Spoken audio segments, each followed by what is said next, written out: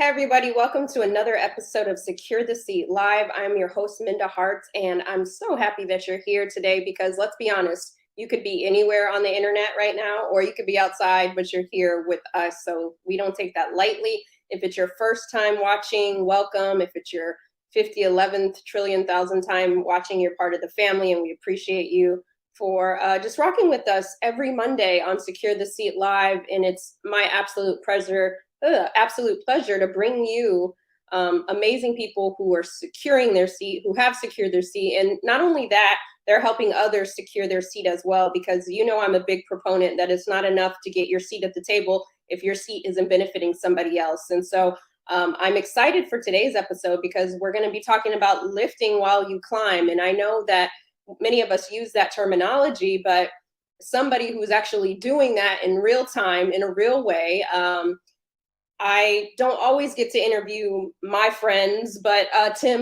Dr. Tim, let me put some respect on his name, Dr. Tim Lampkin. He is a friend. He's been a supporter, an ally, a friend. And when I'm in the trenches doing things, it always brings a smile when I get a text from Dr. Tim, just checking in or saying hi. And he always sends me things that I'm not aware of and just inspiration. And it's just been a pleasure to watch your friends thriving and creating generational wealth, helping others see themselves and manifest their dreams in a real way. And so Dr. Tim Lampkin is the founder and CEO of Higher Purpose Co.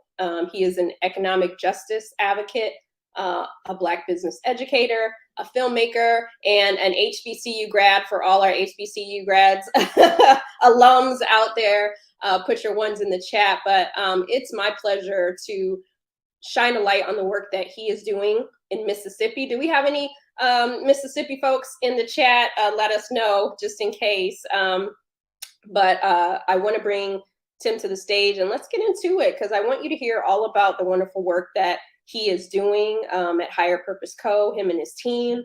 And I know you will be inspired by the conversation and the work that he's doing. And you'll also find out how you can support and be part of it as well. Dr. Lampkin, how are you? I am doing great. Thank you so much for having me on the show. I'm blessed and just truly honored to be a part of your platform. And thank you for reaching out to me. My pleasure.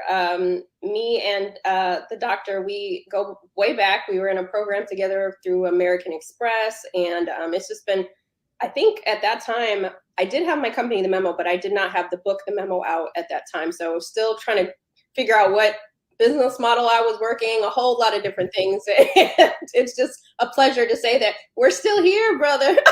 We're still here. Yeah, for sure. Like we were both figuring things out. I mean, everybody a part of that group is doing amazing things, and to see how we've, have evolved and we've learned and we've grown since then has been truly remarkable. And it's a testament to our faith and our perseverance and just believing in ourselves that, hey, we're gonna do this, like one way or another, we're gonna make it happen. And so that's one way or another, and we have. And for those who may not be familiar with who you are, in your own words, let everybody know who Dr. Tim Lampkin is. Yeah, so I'm still getting used to the doctor part. I just finished my doctoral degree from the University of Arkansas last year. So when people say like Dr. Lampkin or Dr. Tim, I'm like, what y'all talking about? But like, that's me. So I'm still getting used to that. So I am an economic justice advocate, as you mentioned. I am rooted in art and culture and all things evolving centered around Black people, not only in Mississippi, but across the nation and the world.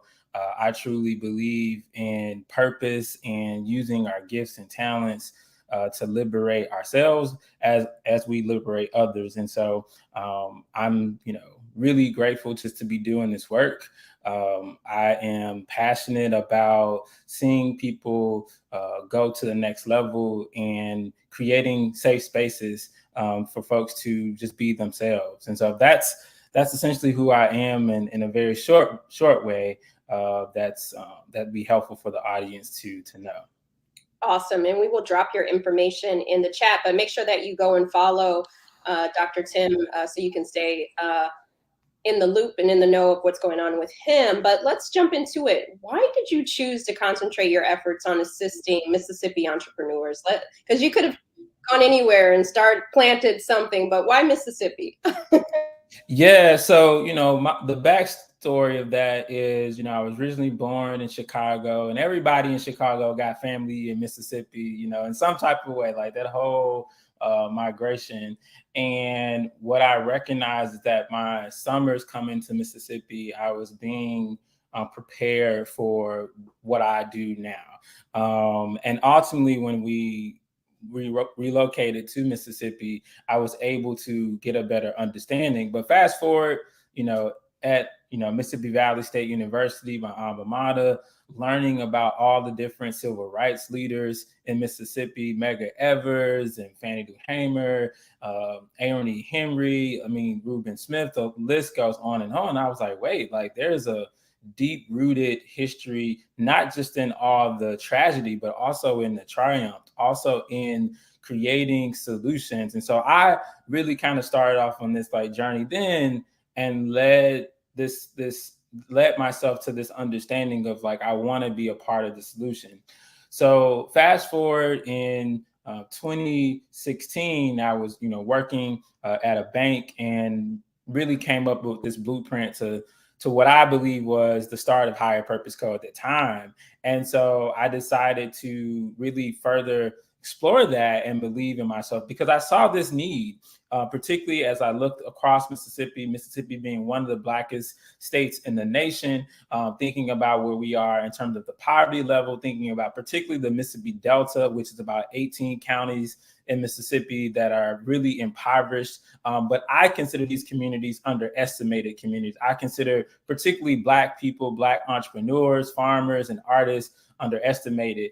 And I think for me, that has always been true. I didn't have the word at the time to really describe it, but I knew that we needed the opportunity to do that. And so when we think about Black business and in general, we often think about these larger metropolitan cities, right? And that's amazing. But we also have to understand that same type of economic mobility should be accessible to anybody, particularly in smaller rural communities, which make up majority of Mississippi. And so we wanted to concentrate on an area that people really had forgotten about.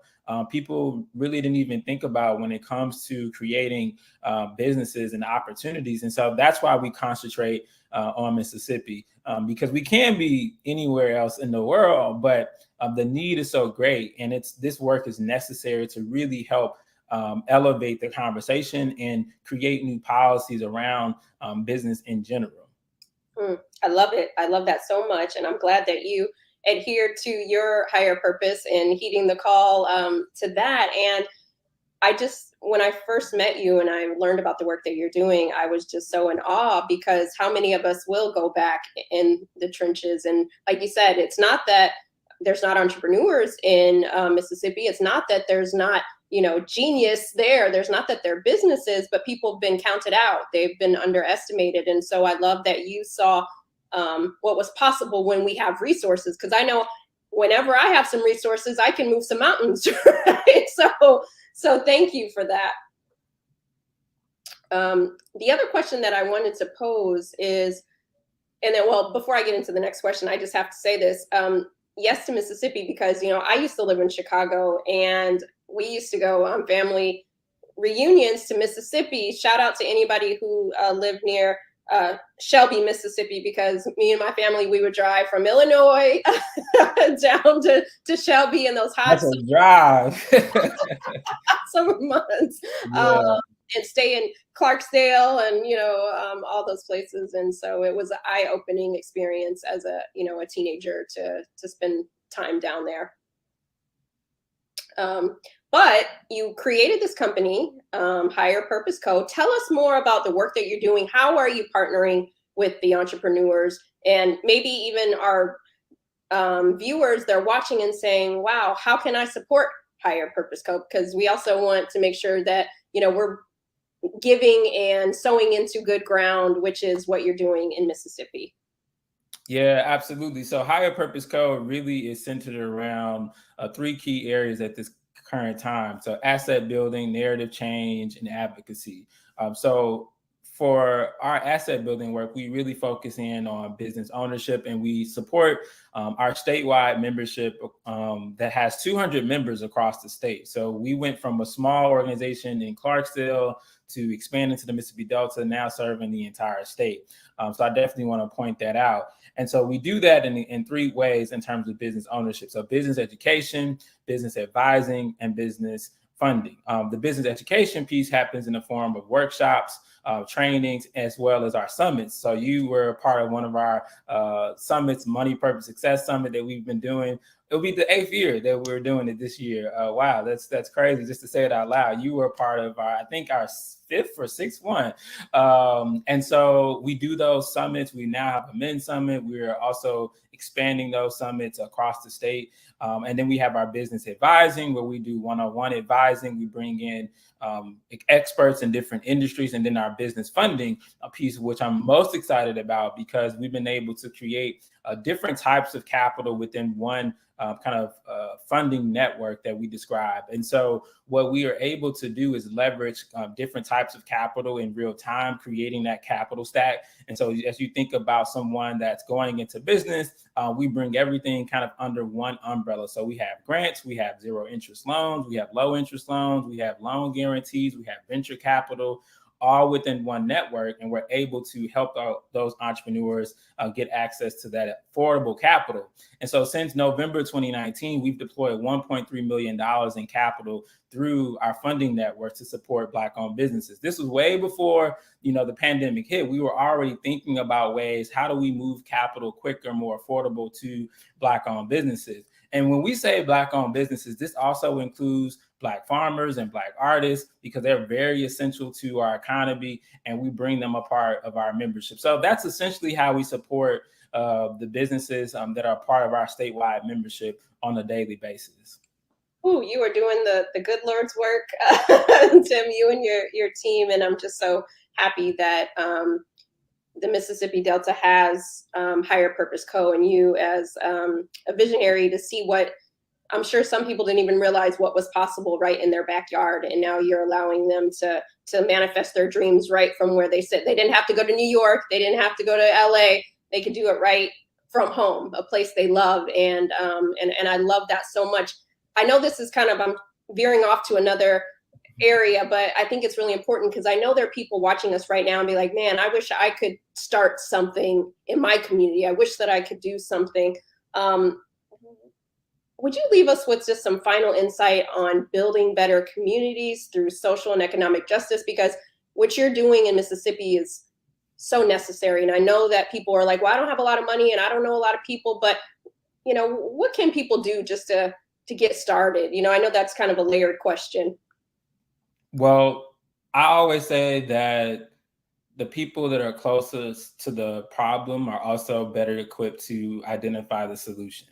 And so for anyone that is in the social economic justice space or wants to get into that space, I would say try your best to understand the problem, because sometimes we get caught up into what I call kind of the byproduct of the problem and not getting at the root issue. And so for me, it was really taking a step back to say, okay, what is the problem here, right? It is not just people don't want to start businesses. It's a much deeper problem. It's resources, it's access, it's opportunity. How do we tackle this from all fronts? And then the other part of this too, as you're thinking about doing anything, but particularly this work, what skill sets do I already have that I can bring to the table, right? To make sure that I'm leveraging that skill set, and then looking around and say, all right, what are the skill sets and relationships I need to develop to make sure that this is sustainable? I think the beauty about this work is that we are building a statewide community, right? Something that is beyond me, right? That will live and transcend years to come, because the way that we've developed this and structured this. That is also important when we think about sustainability, when we think about being strategic with these relationships, to make sure that the impact is, has longevity. And so I think those are some very critical things, but oftentimes people don't stop and have those conversations. And I think for us, what has been really helpful is doing a lot of self-reflection, doing a lot of internal evaluation, understanding who we are, and creating something that I truly believe didn't exist before we started it. Even just culturally, how we operate as a team, how we make space for people to show up their authentic selves. All of that is very critical to doing this work, because it is hard. It is hard being in a service-based type of role, particularly when we think about the nonprofit structure and how that could take a toll. And so you have to be truly dedicated beyond the trend to make sure that you are making some, impactful change. So those are some of the things that I would share and point to. I'm glad you did, because oftentimes people say, I want to start a nonprofit, and it sounds real cute. It is real cute. Like, oh, that's cute, but like, yeah. And I get into like these conversations sometimes with folks like, well, that's not an organization, like that's a project. So that's not something that's going to happen, beyond this year, because you just got excited about it. And sometimes you can tell, like it particularly if the thought is provoked by something more tragic that's happening, right? Or someone feels compelled to do something about. And oftentimes I will say this, when anything that is happening, particularly over the last couple of years, we've seen this, particularly in the Black community, where people oftentimes run and say, what can I do? Versus who's already doing what I want to do.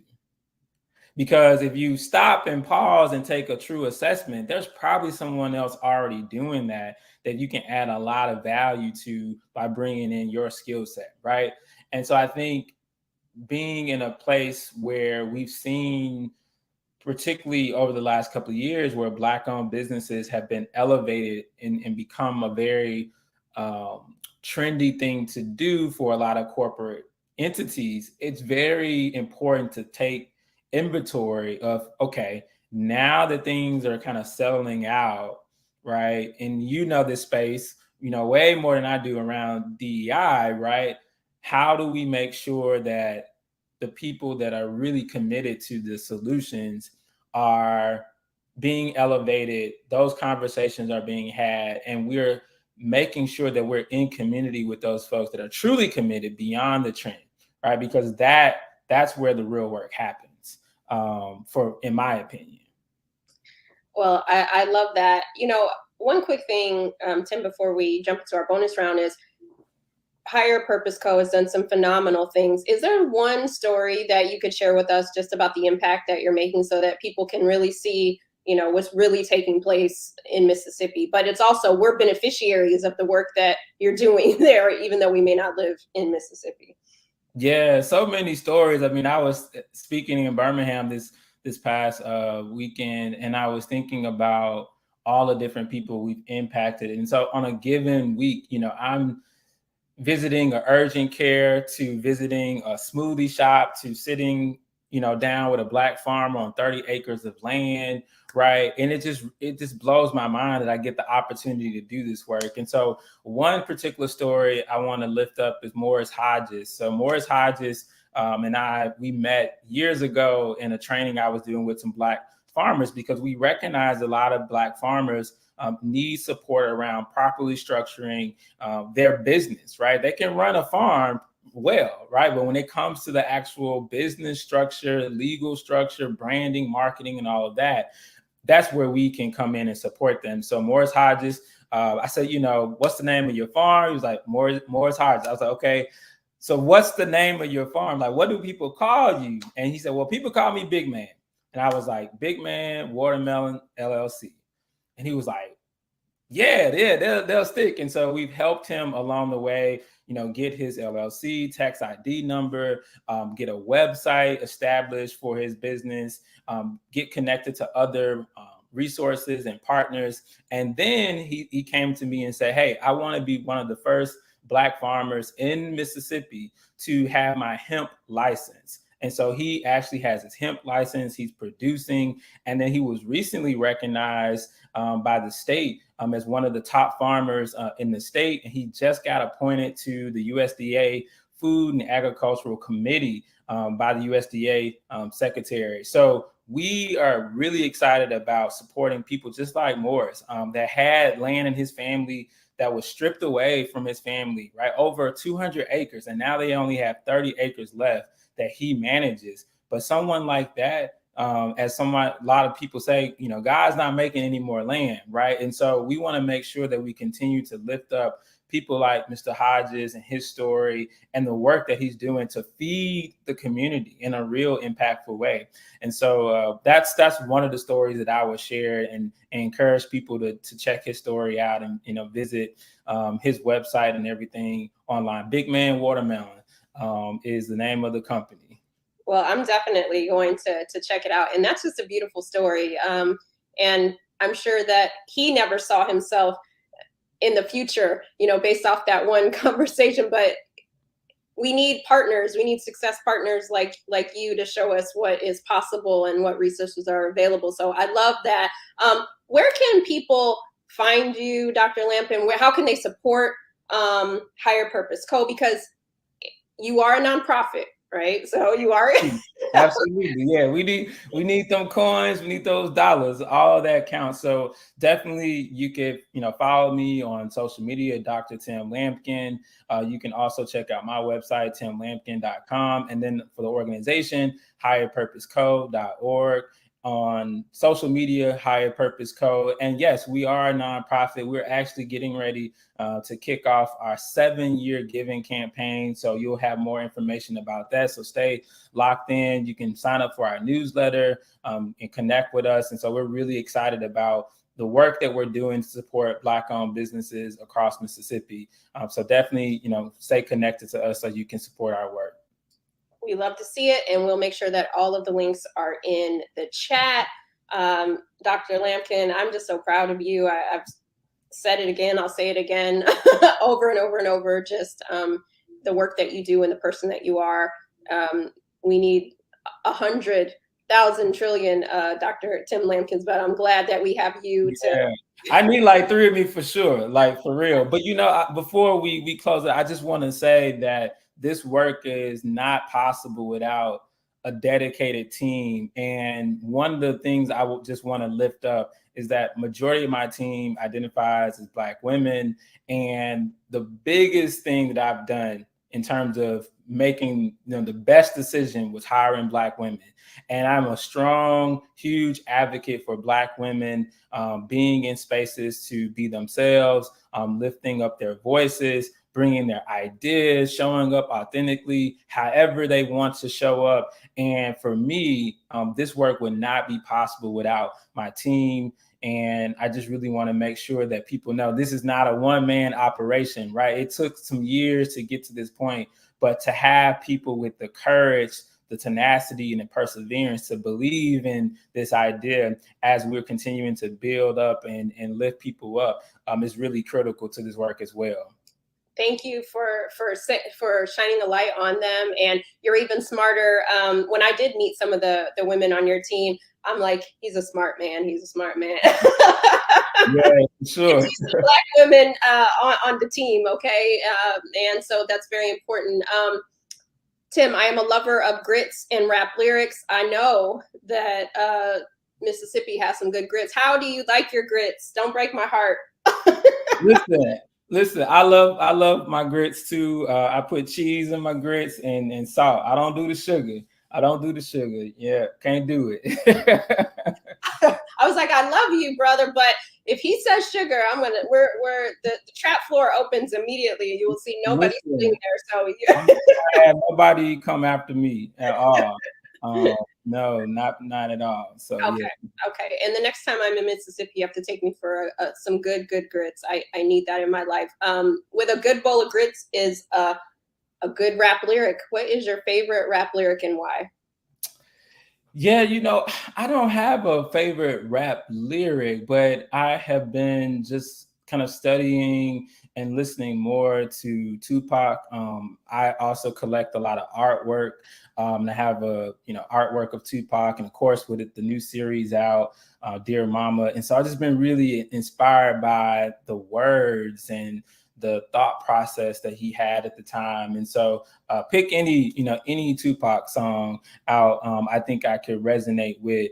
So I'm really inspired about, his work, and just the vision that he had for the people, and understanding that it was never necessarily about the music. It was about the platform to really speak to his people and to transform the mindsets and the hearts of so many people across the world.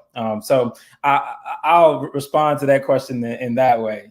Okay, Tupac, he was a visionary, a revolutionary, and so much wisdom in such a short amount of time. I often think there's like certain artists that I think, man, if they would be living today, what impact would they have made in a greater way? And I do believe that he made a very good impact on his time on this earth, but there was so much more. And I'm glad that we have series like that and we have his music. But to be so enlightened at such a young age, it's really profound in many ways.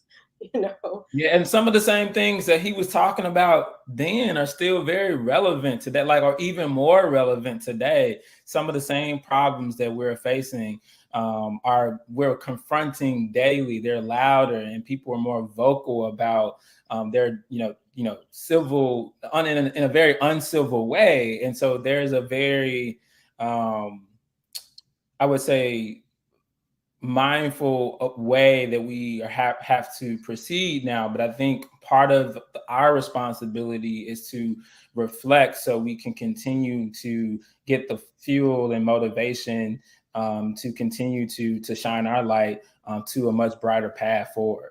Absolutely. And since we are talking about Tupac, then we're going to move into my last question. Is we're coming off of Mother's Day. Shout out to all those who are mothers, who serve as mothers, who identify as mothers, who are mothering those. So many of us are mothered by a whole lot of different people. Shout out to my mother, my grandmother, aunts, friends, just anyone who has mothered me and gave me good advice. Sending this love out in that Tupac line. And since a man can't make one, he has no right to tell a woman when and where to create one. And I often, and like you said, for just where we are in the world, we need to remember these words because they ring very true. And he was such a young man when he said that, and it was still very profound. And it means even more when I hear them now, being a woman in the world, in the country that we live in. So, thank you for that. Absolutely. And, being raised by a single mother has been, truly remarkable, the strength and the courage that she had to bring me up. And I think that's also like a part of the, some of the misconception about, me. Like, it was just me and my mom for a very long time. And so when people say like, oh, I know your parents are so proud of you, I was like, yeah, my mom is, like, she is. And my grandmother, the strength that she continues to hold in our family, and all of the courage that she had. It's just truly remarkable. And I think so many other women in my life that have played a major role to help cultivate me, to remind me that I don't have to be hard, to be impactful, right?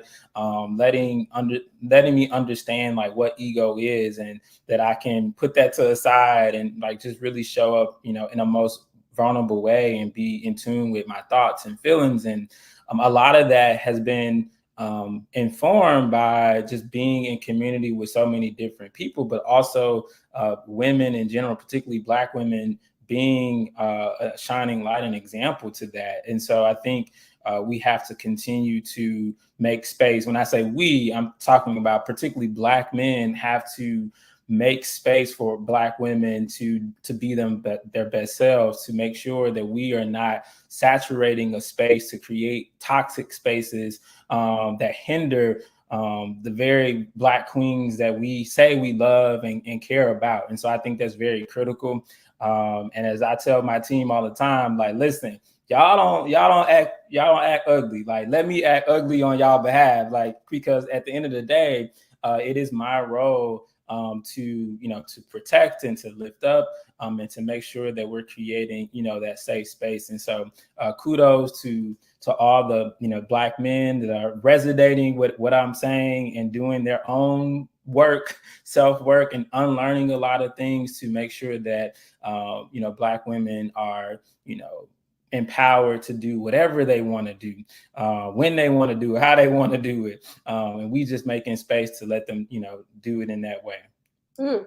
I had to get my tambourine out, Tim, for that. Listen, you're watching us primarily on LinkedIn, but we're also streaming on Facebook, Twitter, and YouTube. Tag somebody in the chat right now, because this conversation has just been rich on so many different levels, and I know that you know somebody who needs to hear this today. Final question, Dr. Lampkin, is everybody watching is a leader. They don't need their manager to give them a performance review to tell them that they are one. They don't need a title change. Everybody gets to activate their leadership right now, today. What's one piece of advice you would give all our leaders on how to make the workplace better than we found it? I was just talking about this. There's so many different things I would say. If you want to be a leader, stop calling yourself a leader and just lead. Because in most cases, when you enter a room, people already know you're a leader before you even open your mouth, because your presence. And I'm not just talking about what you're wearing. I am talking about the energy, your preparation you did before that. All of that will speak volumes when you enter a room. So I hear so many times people say like, oh, I'm leading, I'm a leader of this. And I'm like, okay, great, go lead. Like, you don't get extra credit for saying you're a leader. You get the credit when you're actually having the impact. And so for me, I would encourage anyone in the workplace to just lead. And people will know that you are a leader because you're going to be reliable. You're going to be able to follow up and follow through, right? You're going to be able to execute in a way that says, hey, that's a leader, and let people understand who you are as a person beyond the title. So many of us get wrapped up into titles. And I remember one of my mentors saying that, you have to make sure that you're able to walk with kings and queens, but never lose the common touch, right? So don't get caught up into your title. Get caught up in your impact. Am I having enough impact? How can I be impactful today? And all the other opportunities and blessings, those things will come as you continue to lead and walk in your purpose. Listen, I don't have to say another thing. Get caught up on the impact. Okay. Tweet it out. It's a tweetable moment. Share it with somebody. Tag somebody in the chat. Dr. Lampkin, I am just honored again to have you on the show, to see you continue to grow and impact the world in which you are. Make sure that you go and support. No gift is too small. We're going to drop the information in the chat. Make sure you follow Dr. Tim. Make sure you support. Make sure you create some impact in your own world by asking the right questions and all the things that Dr. Tim shared with us today. But a pleasure. I hope I get to see you in real life. We got to catch up like in person soon. Like it's been a while. Thank you so much for having me on the show. I hope I said something to bless somebody, to encourage somebody, to remind somebody of something they could be doing differently to live the best version of their lives. You did that and more. You inspired us to go into the week and lean into our impact. So good to see you. Yeah, same to you. Thank you so much. Bye-bye. Wow, that was such a great episode. Make sure that you tag somebody, share that episode, share this episode, because Dr. Tim was dropping all the gems. And if you weren't inspired, then you got to check your pulse, make sure you're still alive, okay? Because I know that I am full after that episode. We're going to bring Mike up to give finish up our affirmations. We're still in the month of May, and Mike, wasn't that such a great episode? Amazing episode. Much needed. Awesome. So what is May's affirmation? Our affirmation for May, as many of you know, is I love the way I always take care of myself. Self-care is much forgotten. A lot of times we get so fast in our society today where we're taking care of everyone else and making everyone else's dreams come true and working all the jobs and taking care of family members and friends. But our affirmation for this month is I love the way I always take care of myself. And we have to continue on in that vein and continue to take care of ourselves. As many of you know, that if you can't take care of yourself, you can't take care of anybody else. So please take care of your own mental health, take care of your own mind, so you can be a blessing to others. Thank you, Minda. That part, thank you for that. And again, if you are not taking good care of yourself, it starts today. It starts today. Speak that into your mind. Even if you're not taking good care of yourself, switch up the narrative. I love how I'm always taking care of myself. Even if somebody is compromising your space to try to take care of yourself, I'm always taking care of myself. So I'm going to create good boundaries so that I can do that. And so, Mike, thanks for reminding us to take care of us and ourselves and make sure that we are flowering, watering ourselves the way that we need to so that we can grow. So thank you so much. And if you want more affirmations, please go to MikeHartz.com. Mike has a whole book of affirmations that you can get. And then also, we want you to join us for our book club at the end of the month. Every month I choose a new book, a favorite book. And so we're reading The Alchemist at the end of the month. So go to my LinkedIn page and look under the events tab. You can also look in the chat and join us. You still have time. If you haven't read The Alchemist, it's such a great leadership book. So many different tools that we can put inside our toolkit. Also, we have more information coming, but dropping 2 new things this summer. Those who always are in my inbox saying that you want to join the Writers Retreat, it's coming back, more coming soon. And then also something really special. Many of you have for years asked me, do I have a coaching program? Do I do this, that, and the other? And I'm partnered with executive coach and Chief Impact Officer Arquella Hargrove, and we have something really special that we're going to roll out later this year called the Ascend Leadership Society. And so more to come on that. And I'm just so excited for what's still possible for this year. So remember, Mike, hit them with it one more time. You already know what time it is, Minda. I love the way I always take care of myself. And like Minda said, if you don't do that, this is time to practice. This is time to practice. That's it. Keep securing your seat, and we'll see you next time. Thank you.